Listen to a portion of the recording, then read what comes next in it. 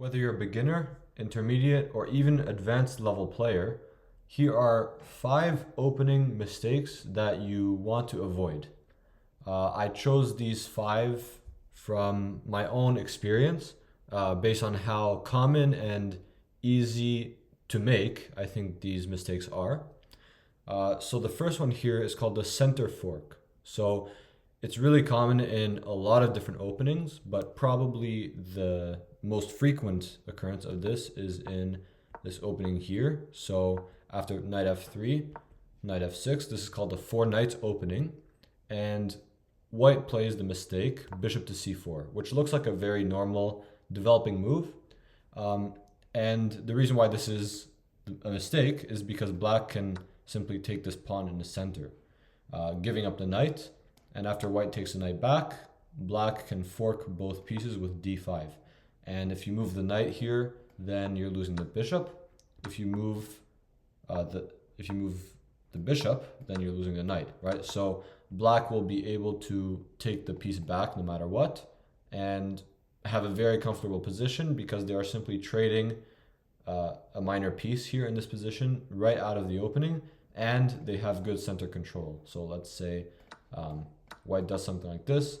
Black already has a very nice setup in the center and has no issues in this position really.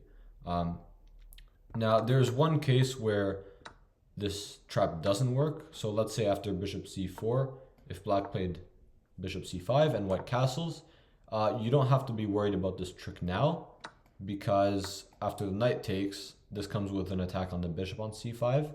So after d5, white can simply take the bishop and will be up a piece.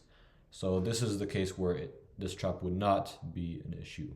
But yeah, just in general, you want to avoid these cases where they can take and then trick with a fork in the center.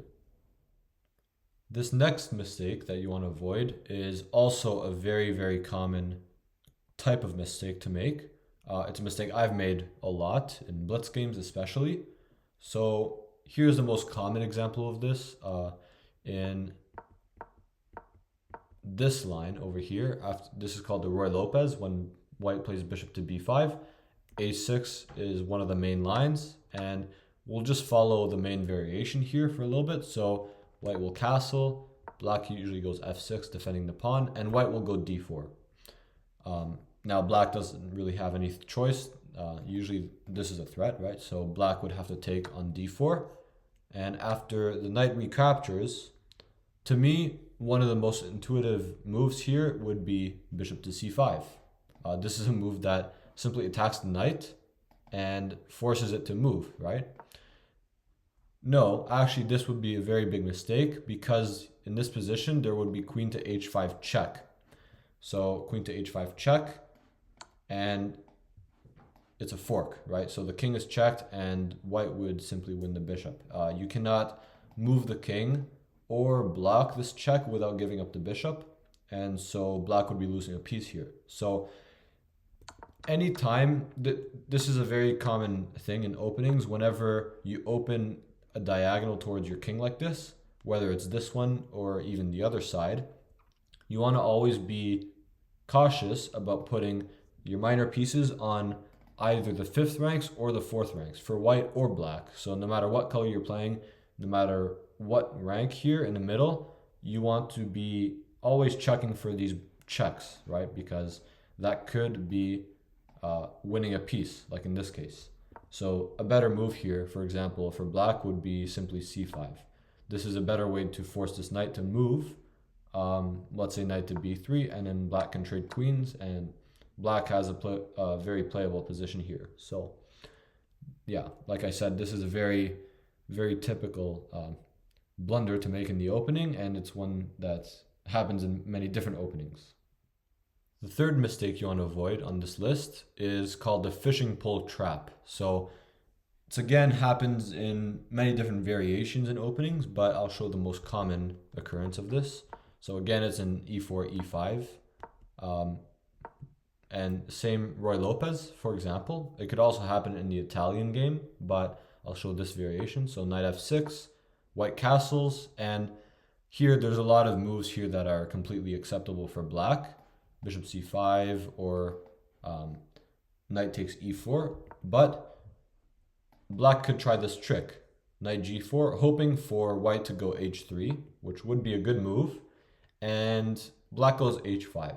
So in this case, white can simply win an entire piece, but that is actually the blunder that you want to avoid.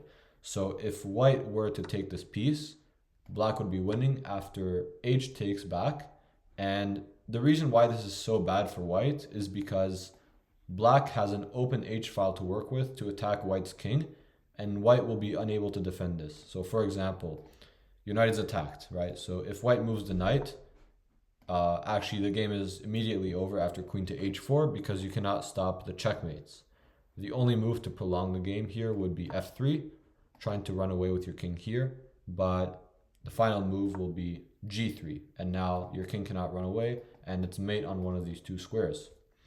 So yeah, if one side gives up the knight like this to open the rook towards your king, you do not want to take the piece usually, because it's simply too dangerous to allow the entire rook to attack your king on this open file.